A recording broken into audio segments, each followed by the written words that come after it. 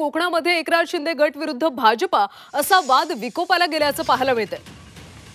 रवींद्र चव्हाण कुचकामी मंत्री आहेत असा थेट हल्लाबोल रामदास कदम यांनी केला। देवेंद्र फडणवीसांनी चव्हाणांचा राजीनामा घ्यावा अशी मागणी रामदास कदम यांनी केली। तर दापोलीमध्ये भाजप कार्यकर्ते सहकार्य करत नसल्याचा आरोप त्यांनी केला। यासाठी फडणवीसांकडे तक्रार केल्याचंही त्यांनी म्हटलंय। कोकणातल्या रस्त्यांवरून रामदास कदम आक्रमक झाल्याचं पाहायला मिळालं। दरम्यान यावर रवींद्र चव्हाण यांनी बोलण्यास नकार दिला।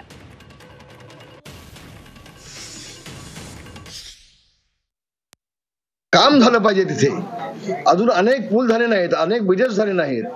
जे एका बाजूला रस्ता आहे त्याच्यामध्ये खड्ड्यामध्ये सगळे रस्ते आहेत, रस्ताच नाही आहे अशी अवस्था आहे। तर नुसती पाहणी नको आहे कशासाठी? खरं तर त्यांचा राजीनामा आमच्या देवेंद्र फडणवीस साहेबांनी घ्यायला पाहिजे।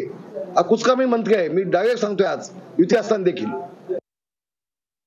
दापोलीची शिवसेना दापोलीची जी भाजपची मंडळी आहे त्या अक्षरशः महत्वाकांक्षा घेऊन पुढे चालले। मी तक्रार केल्या, मी देवेंद्र फडणवीसांना बोललो आणि मी 8 दिवस झाले मी आदरणीय मोदी साहेब, आदरणीय शहा साहेब, आदरणीय मोहन भागवतजी या सगळ्यांना मी पत्र लिहिले, मी तक्रार केले की थांबवा, आम्ही विश्वास ठेवून तुमच्याकडे आलोय, आमचा विश्वासघात होतोय या दापोलीच्या भाजपच्या पदाधिकाऱ्यांकडून।